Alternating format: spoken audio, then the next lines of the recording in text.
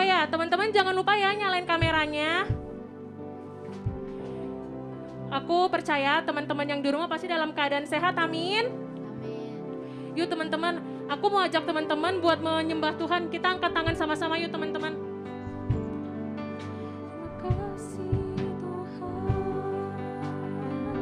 Yuk teman-teman, aku mau ajak teman untuk nyembah Tuhan teman-teman.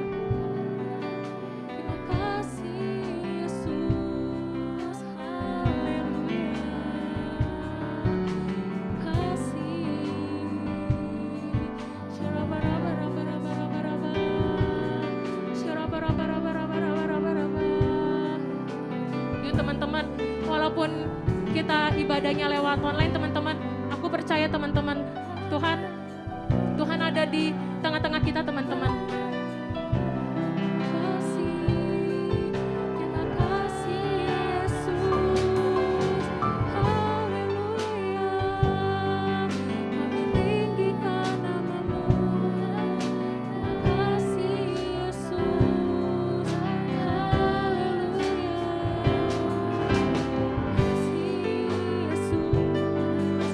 Yuk teman-teman, kita sembah Tuhan lebih lagi teman-teman. Syarabarabarabarabarabaraba. Haleluya. Terima kasih Yesus. Syarabarabarabaraba yase. Syarabarabarabarabarabaraba. Yuk teman-teman, kita sembah Tuhan teman-teman.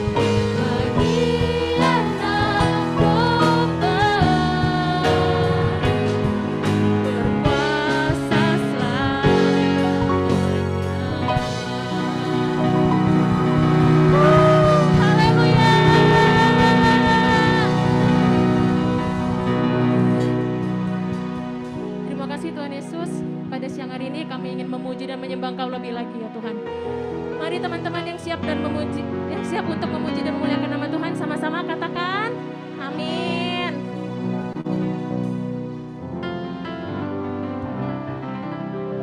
Yuk teman-teman, kita sekarang akan memuji dan menyembah nama Tuhan.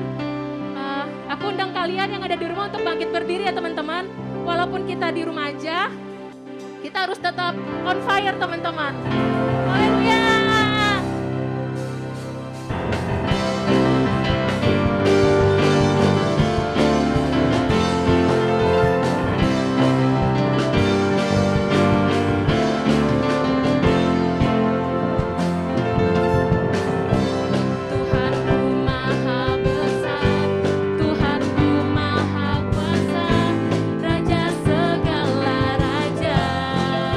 Dia takkan tergoyahkan.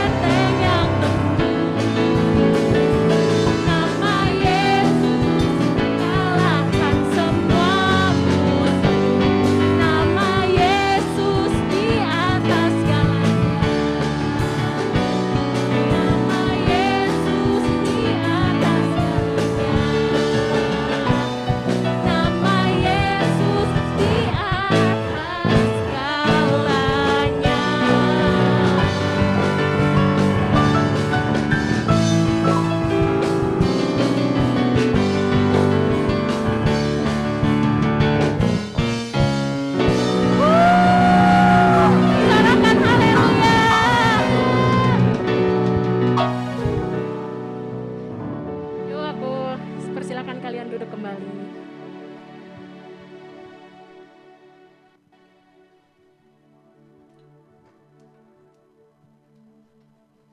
Yuk teman-teman, kita bangkit berdiri yuk, kita mau memperkatakan Pentakosta kelima. Pentakosta ketiga. Pentakosta ketiga.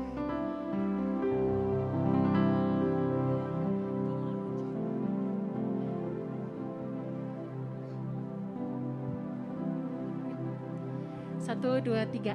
Satu. Pentakosta ketiga adalah pencurahan Roh Kudus yang dahsyat di zaman ini, melebihi yang terjadi di Azusa Street. 2. Pentakosta ketiga akan mengakibatkan penuaian jiwa yang terbesar dan yang terakhir sebelum Tuhan Yesus datang kembali. 3. Pentakosta ketiga akan membangkitkan generasi Yeremia, yaitu anak-anak muda yang dipenuhi Roh Kudus, cinta mati-matian kepada Tuhan Yesus, tidak kompromi terhadap dosa, dan akan bergerak untuk memenangkan jiwa. 4. Pentakosta ketiga lahir di Indonesia yang bergerak ke bangsa-bangsa. Gerakan ini dari timur ke barat dan akan kembali ke Yerusalem. 5. Pentakosta ketiga akan memberikan kuasa untuk menyelesaikan amanat agung Tuhan Yesus, dan setelah itu Tuhan Yesus datang kembali. Amin.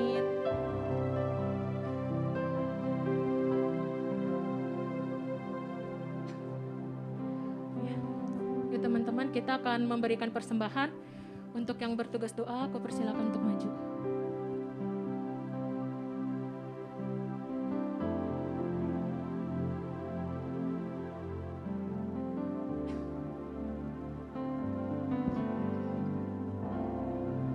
Cek. Oke. Teman-teman, mari kita bersatu dalam doa.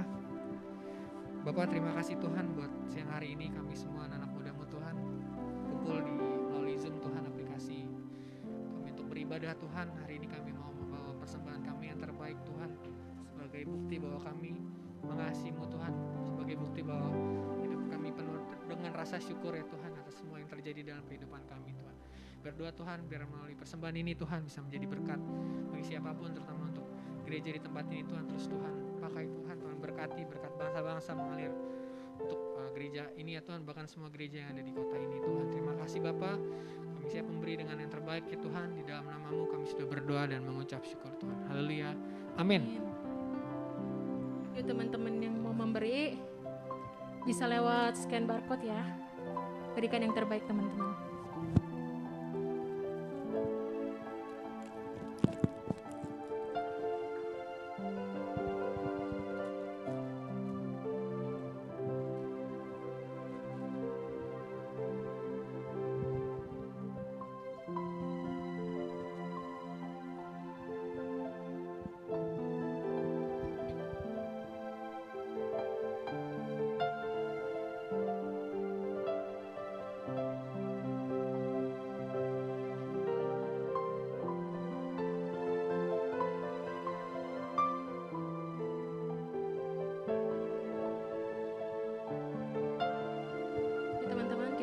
Masuk ke dalam firman Tuhan, kita siapkan hati kita teman-teman.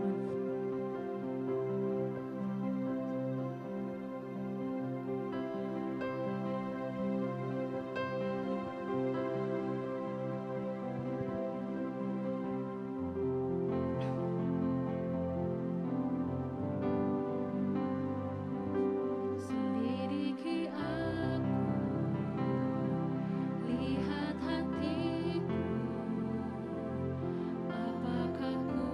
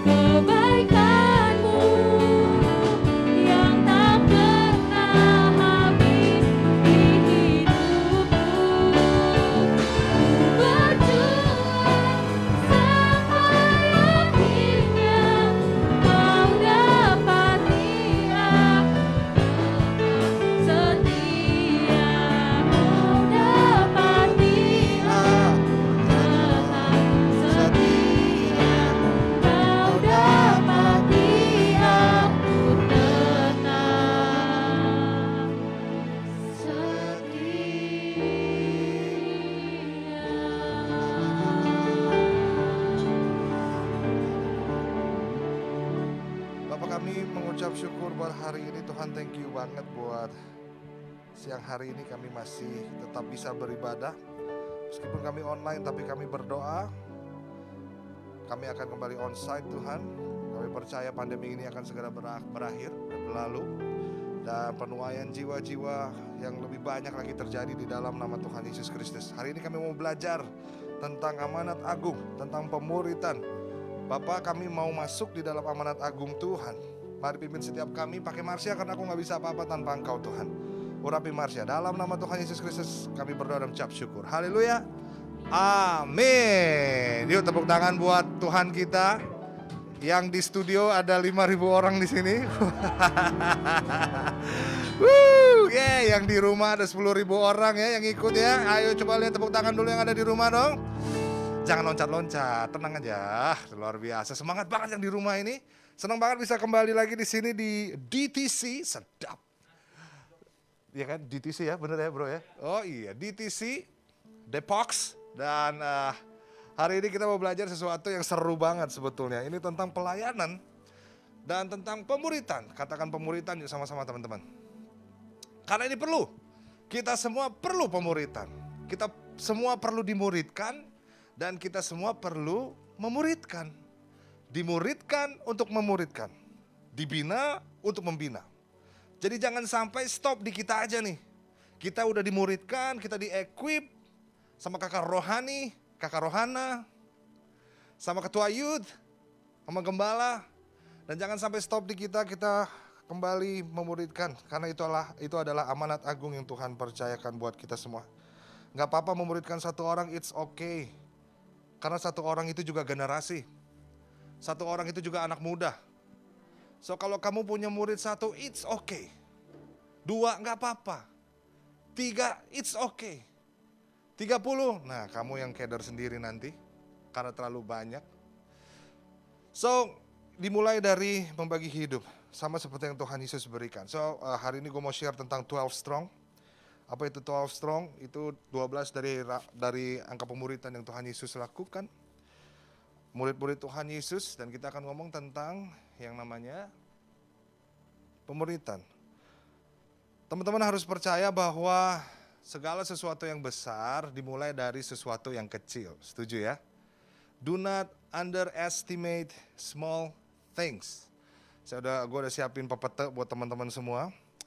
Dan semoga teman-teman bisa nangkep dari 12 strong ini. Yang pasti do not underestimate small thing. Sumpah Pemuda, nextnya. Sumpah Pemuda 1928. Itu dimulai dari 13 tokoh. Wah, lihat dong. Sadis nggak tuh? Dan berlanjut, ada Jong ini, Jong Ambon, Jong Java, semuanya kumpul 13 orang. Dan akhirnya yang ke bawah tuh ada komunitas baru. DTC lahir di situ. Sumpah Pemuda. Next, ini lebih ekstrim lagi. Kalau teman-teman tahu, next slide. Ini adalah komunitas yang namanya Tule Gesel Cafet. Pokoknya gitulah ngomongnya. Dia ini adalah study group. Dari kalau teman-teman lihat itu dari sebelah paling kiri ya, betul ya. Itu study group. Dan habis itu naik tahun 1919 ke German Workers Party. Setelah itu 1920 berubah jadi National Socialist German Workers Party. Dan nextnya kita kenal dari kecil akhirnya menjadi Nazi. Wah, gede banget tuh. Do not underestimate small thing. Nextnya, sesuatu yang besar pasti dimulai dari yang kecil. Haleluya. Semua perusahaan besar juga dimulai dari yang kecil. Bagaimana kan yang satu ini? Foto berikutnya adalah favorit gue nih. Nah, ini dia. Nazi mah gak ada apa-apanya dibandingkan ini nih. Perkumpulan Avenger Tuhan Yesus yang keren-keren banget ini ya.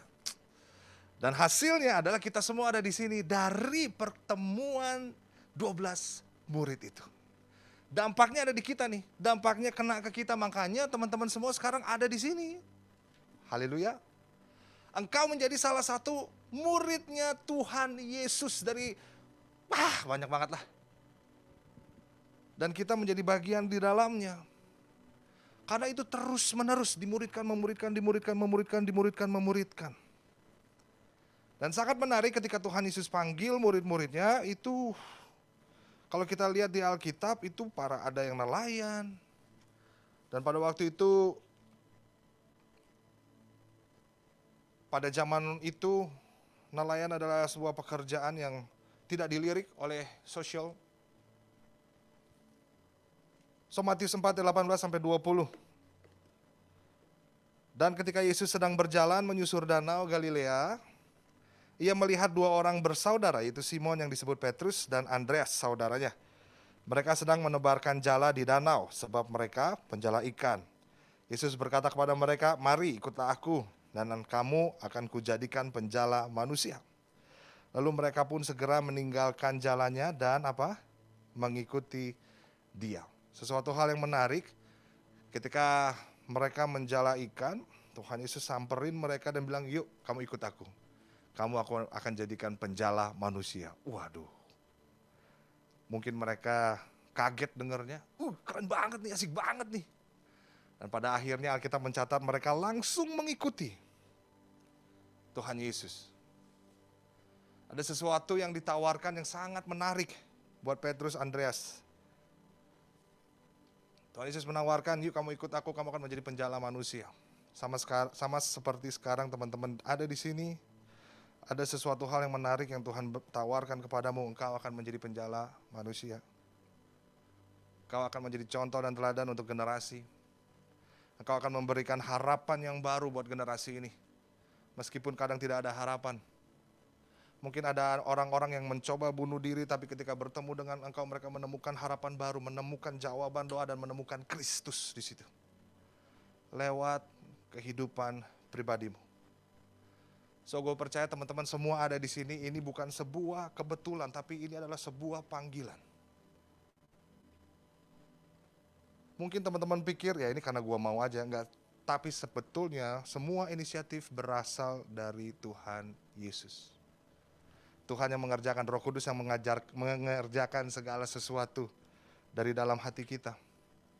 That's why you want to serve God. Itu sebabnya teman-teman pengen melayani Tuhan, rindu melayani Tuhan.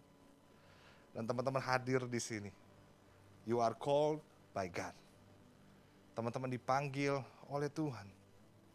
Apapun bagian pelayananmu, engkau dipanggil Tuhan untuk memenangkan generasi. Tadi kita baca Pentakosta ke-3 yang isinya 5.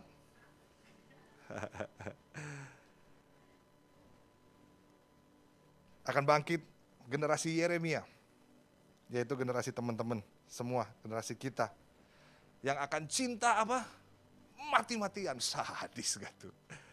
Aduh, cinta mati-matian, hidup dalam firman Tuhan, hidup kudus. Dan inilah saatnya teman-teman untuk bangkit. Haleluya. Dan ketika teman-teman ambil bagian, saya percaya teman-teman akan membawa dampak yang luar biasa. So, pertumbuhan jemaat mula-mula. Ini kalau teman-teman lihat, next-nya. Di Kisah Rasul 1 ayat 15, firman Tuhan bilang begini, "Pada hari itu berdirilah Petrus di tengah-tengah saudara-saudara yang sedang berkumpul itu. Kira-kira 120 orang banyaknya, lalu berkata," ini ada 120, itu Kisah Rasul 1 ayat 15. Lalu ada di Kisah Rasul 2 ayat 41, orang-orang yang menerima perkataannya itu memberi diri dibaptis, dan pada hari itu jumlah mereka bertambah kira-kira 3.000 jiwa. Wah. Kisah Rasul 4 ayat 4, tetapi di antara orang yang mendengar ajaran itu banyak yang menjadi percaya, sehingga jumlah mereka menjadi kira-kira 5.000 orang laki-laki. Sadis teman-teman. Dari 120 naik ke 3.000 jiwa dan sampai 5.000 orang laki-laki. Waduh, keren ya. Kita baca Matius 28 ayat 18-20. Dan ini penting nih. Matius 28 ayat 18-20, teman-teman pasti udah tahu ayat ini. Ayatnya bilang, Yesus mendekati mereka dan berkata, "Kepadaku telah diberikan segala kuasa di sorga dan di bumi." Wah, keren. Karena itu pergilah, jadikanlah semua bangsa muridku dan baptislah mereka dalam nama Bapa dan Anak dan Roh Kudus. Dan ajarlah mereka melakukan segala sesuatu yang kuperintahkan kepadamu. Dan ketahuilah, aku menyertai kamu senantiasa sampai kepada akhir zaman. Ayat 18 ngomong tentang jaminan. Kepadaku telah diberikan segala kuasa di sorga dan di bumi. Lo butuh apa? Wah. Tuhan punya semua. Tuhan akan berikan apa yang kamu butuhkan. Tuhan akan berikan kamu kekuatan ketika kamu lemah. Tuhan akan memberikan kamu penghiburan ketika kamu lagi sedang ada kesedihan. Roh Kudus akan menolongmu ketika engkau mengalami kesusahan. Dia selalu hadir di dalam hidupmu. Itu sebabnya ayat 18 ngomong tentang jaminan bahwa Tuhan akan menyertai kita sampai selama-lamanya. Sadis nggak tuh? Segala kuasa telah kumiliki di surga dan di bumi. Ayat 19 baru dia bilang, karena itu bos, pergilah. Apa dia bilang? Pergi. Bukan tunggu jiwa-jiwa ya, tunggu aja. Tapi dia suruh pergi, ini adalah sebuah kata yang aktif. Nanti kita pergi dan jadikanlah semua bangsa muridku. Berarti ini tugas siapa teman-teman? Tugas murid-murid Kristus. Dan siapakah murid-murid Kristus itu? Kita. Setuju banget. Siapa di sini murid-murid Kristus? Coba tolong angkat tangannya. Of course, kita semua murid-murid Kristus. So, successful leadership depends on quality of intention and quality of attention.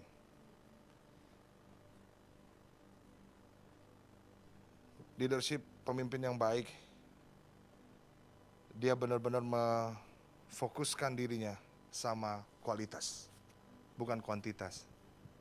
Tapi dari kualitas 12 murid itu, meskipun ada yang ngaco, hasilnya kita semua ada di sini. Haleluya. Itulah betapa besarnya pemuritan itu. So teman-teman, next slide-nya bilang begini, Yesus harus menjadi sumber dan harus menjadi dasar dan harus menjadi pusat dan tujuan dari pemuritan kita. Karena ujung-ujungnya mereka semua menjadi murid Kristus, bukan murid kita. Setuju ya? Ini bukan perguruan, tapi pemuritan. Kalau perguruan banyak di silat-silat tuh. Tapi ini pemuritan, kita jadikan semua bangsa murid Tuhan. Kita semua perlu memuridkan. Karena Yesus adalah dasarnya. Dan apakah pemuritan itu? Pemuritan adalah ketika kita hadir secara personal untuk mendampingi, menuntun, memperlengkapi, dan membagi hidup untuk generasi. Itu adalah pemuritan. Pemuritan adalah ketika kita apa? Hadir secara apa? Personal. Untuk mendampingi, menuntun, memperlengkapi, dan membagi hidup untuk generasi. Sehingga pemuritan yang sejati berbicara tentang bagi hidup secara personal. Next-nya. Next lagi. Ini tadi aku udah ngomong fokus pemuritan bukan tentang kuantitas tapi tentang kualitas. Next-nya lagi. Aku mau cepet-cepet aja lah di sinilah. Karena teman-teman ini kita udah baca sama-sama tadi Matius 28 ayat 29 ayat 18 sampai 20 tadi. Dan ini dia, dimulai dari sini nih teman-teman. Next. Itu adalah tugas utama kita, mengapa kita harus pemuritan, karena itu adalah tugas utama kita. Dan tips yang paling baik dalam pemuritan adalah start with acceptance. Don't start with judgment. Haleluya.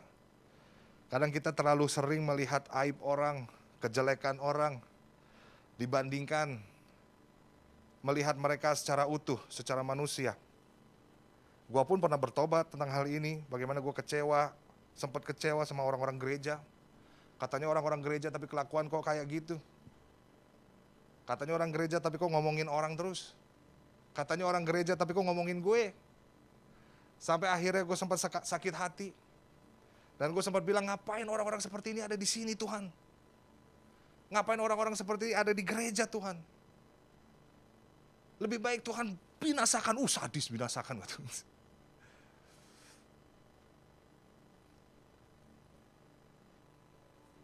Tapi Tuhan berkata, Roh Kudus bilang, kalau mereka binasa, kamu juga binasa, Marsha. Karena kamu memiliki kesalahan juga. Kita gesrek juga. Kalau Pastor Christopher Tapiheru bilang kita semua punya kegesrekan masing-masing. Bukan mereka saja gesrek, kita semua gesrek. Gak ada gereja yang sempurna. Semua orang lagi berobat jalan.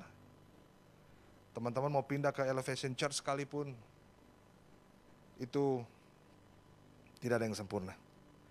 Yang sempurna cuma satu, Tuhan Yesus. Haleluya. So semuanya ada dalam berobat jalan. Jadi sangat penting dalam penerimaan.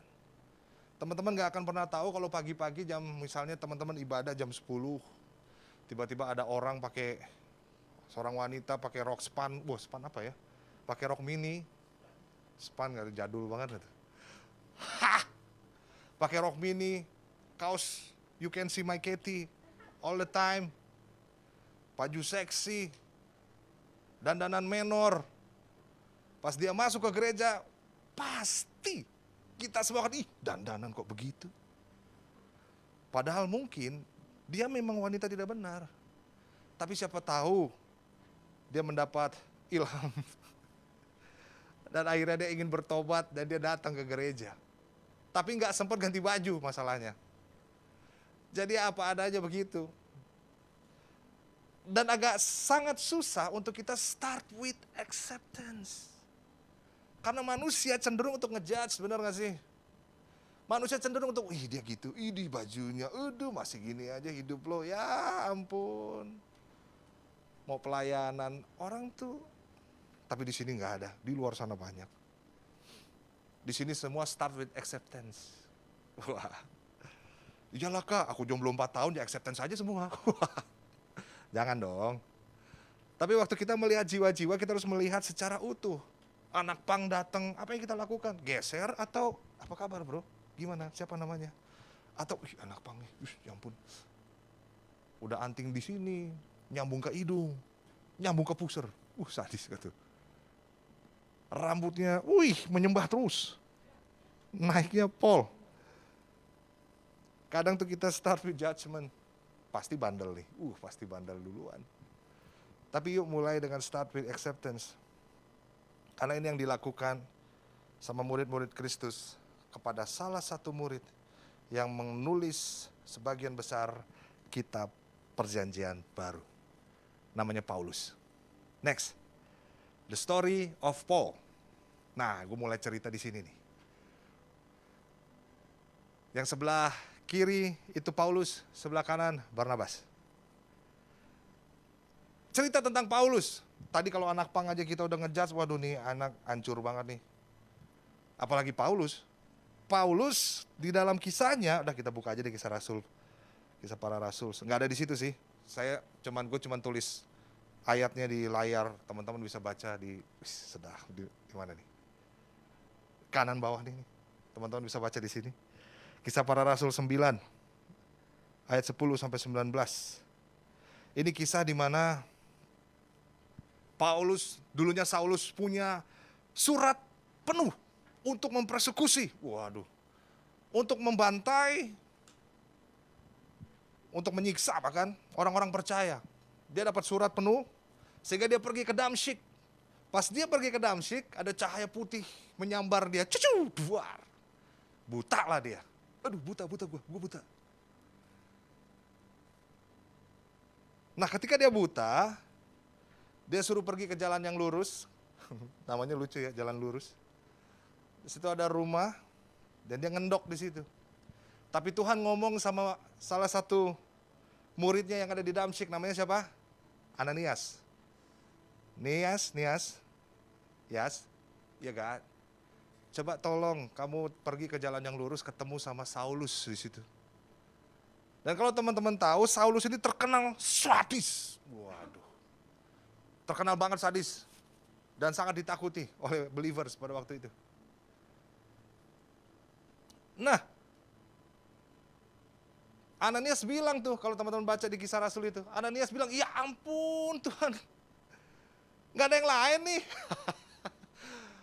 Tuh lihat tuh, Tuhan dari banyak orang telah kudengar tentang orang itu, ya ampun betapa banyaknya kejahatan yang dilakukannya Tuhan terhadap orang-orang kudus-Mu di Yerusalem. Masa aku suruh samperin sih? Tapi Tuhan bilang, udah samperin, aku pengen pakai dia. Aku pengen pakai dia. Kalau gue jadi Ananias, gue deg-degan. Jangan-jangan dia belum bertobat guys. Ketika gue buka pintu di rumah itu, sat!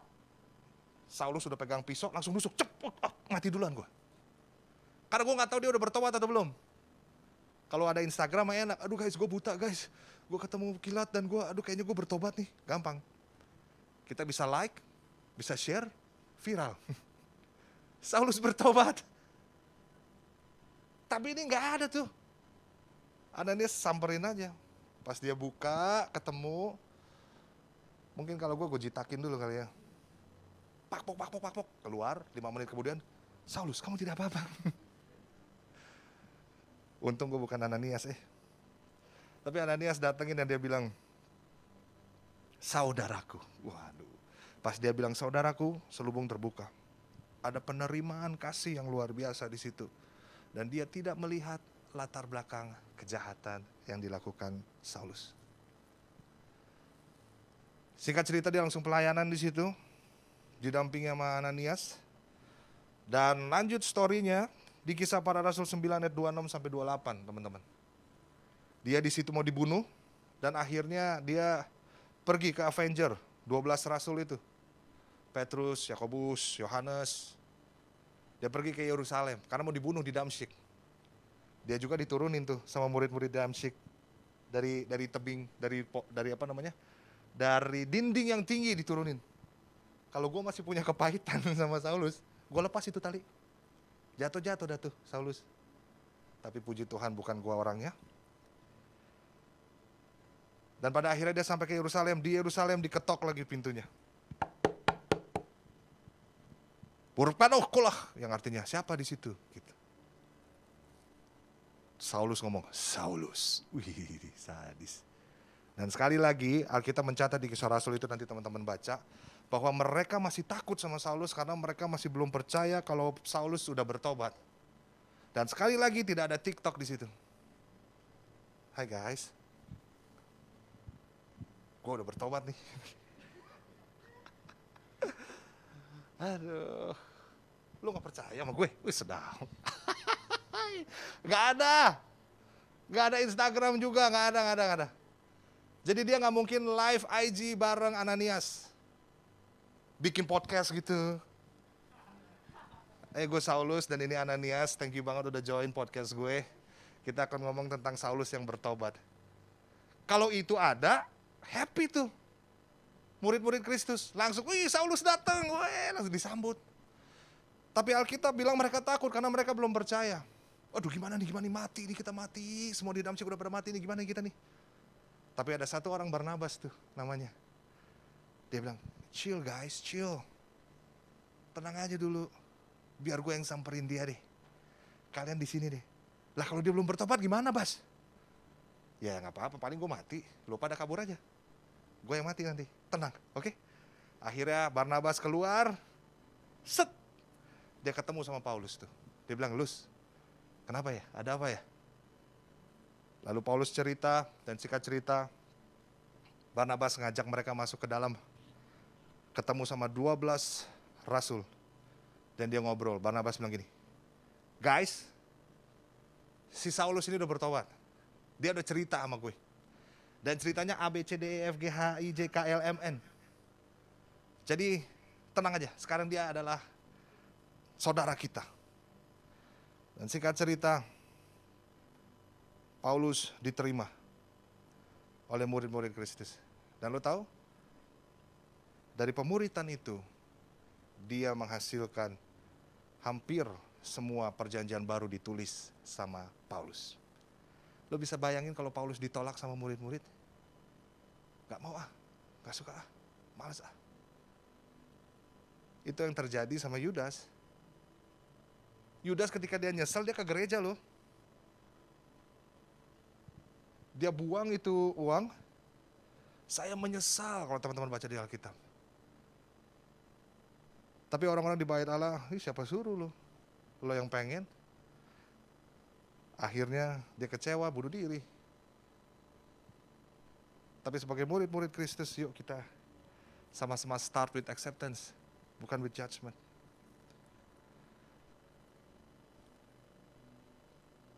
PPT-nya sampai sini teman-teman. Jangan deh. Next lagi. 2 slide lagi. Boleh ya? 2 slide lagi ya? Boleh kan? Next lagi. Nah ini dia, kalau teman-teman perhatikan, nah itu dia. Kita semua punya yang namanya cool. Tapi pastikan di dalam cool teman-teman ada pemuritan. Karena kembali pemuritan berbicara tentang bagi hidup secara personal. So gue akan tulis di situ, gue udah tulis di situ ada personal level. Personal level adalah di mana teman-teman bagi hidup buat beberapa orang saja. Kalau di gue sih yang cewek sama yang cewek, yang cowok sama yang cowok. Lebih dari itu modus. Bukan pemuritan. Kak, aku pengen pemuritan. Cowok nih. Sama siapa? Dewi, Kak. Orangnya putih. Wangi. Itu mah bukan pemuritan. Bilangnya mau PDKT loh. Dan itu yang Tuhan Yesus berikan. Personal level. Harus ada pemuritan. One by one. Baru setelah itu ada camp level yang teman-teman tahu dengan namanya cool. Itu camp level tuh, gabung tuh.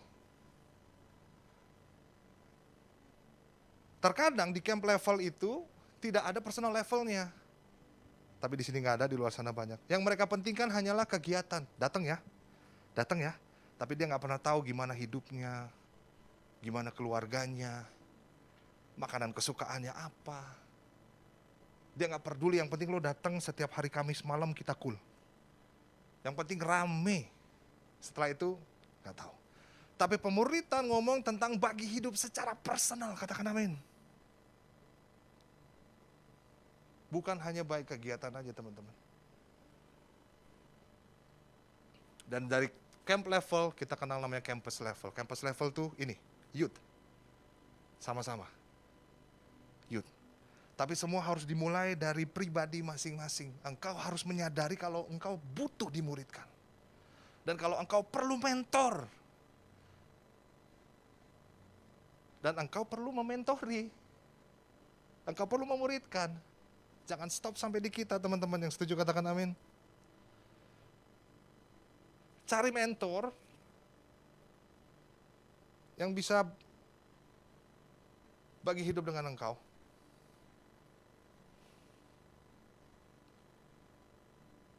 Sehingga kualitas leadership terus terjaga. Semua kita harusnya pemuritan sih. Karena ini bukan tugas kakak youth aja, kakak ketua youth, ini bukan tugas gembala saja, tapi ini tugas kita semua. Haleluya. Kalau teman-teman pelayanan sebagai asyir, jadilah asyir yang memuridkan. Teman-teman pelayanan sebagai musisi, jadilah musisi yang memuridkan. Teman-teman melayani multimedia, jadilah orang di multimedia yang memuridkan. Tapi bidang teman-teman masing-masing itu adalah spesialis. Waduh. Maksudnya gini, gue memang dulu pemusik. Nah, pemusik ini guys, you are spesialis. Ibarat dokter spesialis kanker, spesialis paru, spesialis tulang. Ini pelayanan spesial nih. Multimedia pelayanan spesial, asyir pelayanan spesial. Tapi jangan lupa sama dokter umumnya. Dokter umumnya itu apa? Dokter umumnya adalah pemuritan. Sehingga kita harus jalani pemuritan dulu, baru spesialis kita jalanin. Haleluya. Kalau kamu memuridkan, kamu berarti sudah jadi dokter umum. Kalau mau lebih lagi ke S2 atau spesialis, dokter spesialis, ya puji Tuhan. Ini teman-teman dokter spesialis semua nih di sini nih. Pemusik-pemusik spesialis Tuhan, greeter, worship leader, multimedia. Tapi jangan lupa pemuritannya. Haleluya. Yang mau katakan amin? So, hari ini gue akan tutup dengan ini. Teman-teman seneng ya? Ini yang terakhir. Seneng kalau ada kata terakhir ya. Yang lemah dikuatkan. Oh, keren banget di sini ada ya. Biasanya yang lemah dikuatkan tuh guys. Mata dicelikan. Terus mulai goyang-goyang gitu. Yang terakhir biasa gini. Yang terakhir. Wah, terakhir deh. Ya. Tapi di sini keren loh. Coba ya gue tes lagi ya. Ini ayat terakhir buat kalian. Aduh, gue seneng banget ya ada di DTC ini nih. Sayang waktu yang memisahkan kita ya. Nanti kapan-kapan kita bikin seminar pemuritan lah.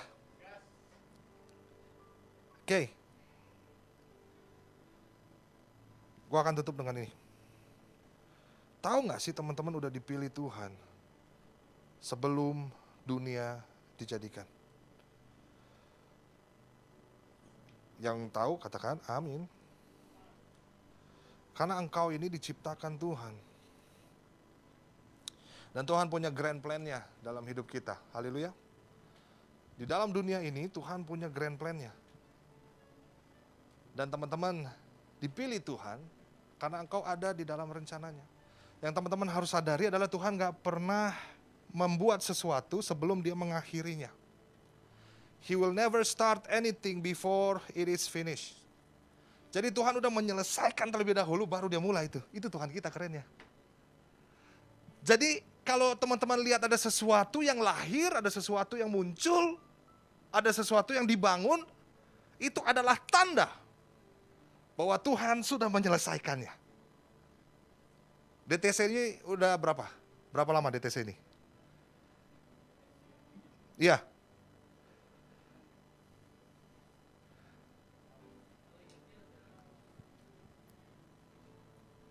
Tujuh tahun, 8 tahun.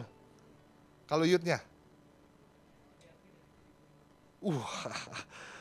Cukup lama ya. Nah, kita pikir itu ada dari 2015. Tapi tahu nggak, pelayanan ini ada sebelum dunia dijadikan. Ini udah ada di dalam grand plan-nya Tuhan nih, pelayanan di TC ini nih. Tapi dia butuh orang-orang yang dia percaya untuk mengerjakan ladangnya dia. That's why you are born today. Ketika engkau lahir, ingat, Tuhan sudah menyelesaikannya terlebih dahulu. Berarti waktu engkau lahir artinya Tuhan sudah menyelesaikan rencananya dalam hidupmu.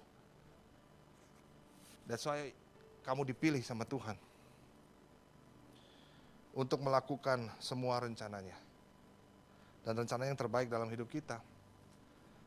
So hari ini aku percaya kita semua yang dipilih Tuhan, yuk kita lakukan amanat agung yang Tuhan percayakan. Siapa di sini yang mau lakukan amanat agung itu? Bagi hidupmu sama orang lain, mulai memuridkan. Satu orang gak apa-apa. Dia juga anak muda, dia juga generasi. You will never know. Dari satu orang yang kamu muridkan, mungkin pelayanannya akan dipakai Tuhan luar biasa dan dahsyat. Kita gak pernah tahu. Dan tergantung teman-teman bisanya berapa. 1 orang boleh, 2 orang boleh. Kalau gue cuma bisa 7 orang, gue punya murid 7. Kenapa? Karena gue punya istri, punya keluarga besar, punya pelayanan, ada kerjaan. Jadi maksimal banget gue 7. Pengennya sih 50, tapi gempor gue. Gak akan bisa ketemu one on one, cerita, curhat, gak bisa. Nah teman-teman mulai, cari mentormu siapa ya. Dan kalau engkau sudah mentori, mulai, aduh siapa aku rindu memuridkan. Mungkin ada nama-nama yang muncul di dalam benakmu. Teman sekolahmu kah? Teman kuliahmu kah? Yang biasanya curhat, gue mau curhat. Atau temanmu kah yang pinjam duit tapi gak dibalikin, haleluya. Gak pernah tahu juga. Tapi mulai jalani pemuritan. Bagi hidup buat orang lain. You will never know orang itu akan dipakai Tuhan dahsyat dan luar biasa. Lo gak akan tahu kalau lo akan memunculkan Paulus-Paulus baru. Wah, yang akan berdampak buat bangsa, buat negara, you will never know. Yang perlu kita lakukan, kita bagi hidup, bagi hati sama mereka. Yang mau katakan amin? Yuk, saya undang pemain Tanjidor, penyanyi Tanjidor di depan ya.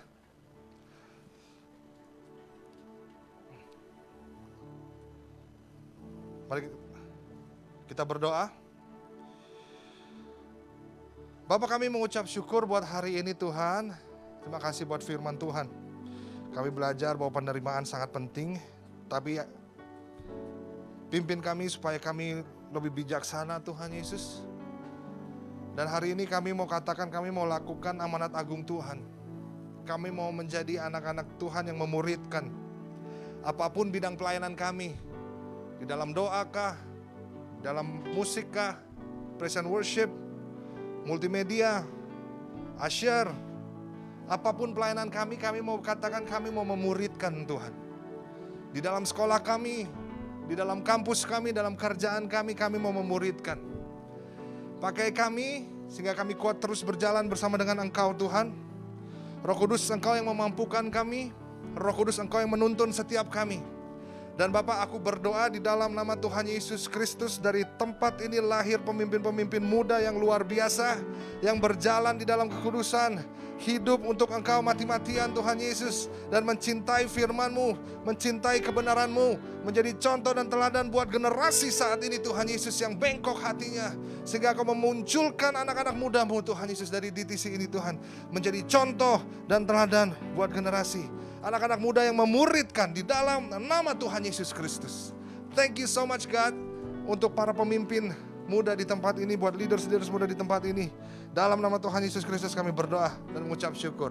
Haleluya. Sebelum kita akhiri, kita akan terima berkat dari Tuhan. Mari kita angkat kedua tangan di hadapan Tuhan dan siap terima berkat dari Tuhan. Biarlah kasih, anugerah, damai sejahtera dari Allah Bapa kita melalui anak-Nya yang tunggal, Tuhan Yesus Kristus, dan persekutuan yang manis dengan Roh Kudus akan menyertai kita mulai saat ini sampai Maranatha. Tuhan Yesus datang menjemput kita di awan-awan yang permai, bahkan sampai selama-lamanya. Diberkatilah keluargamu, diberkatilah pendidikanmu, pekerjaanmu, usahamu, pelayananmu. Engkau akan terus naik dan tidak menjadi turun. Engkau akan menjadi kepala dan tidak menjadi ekor. Dan apapun yang engkau lakukan berhasil di dalam nama Tuhan Yesus Kristus. Kita semua yang sudah terima berkat sama-sama katakan amin. Happy Sunday.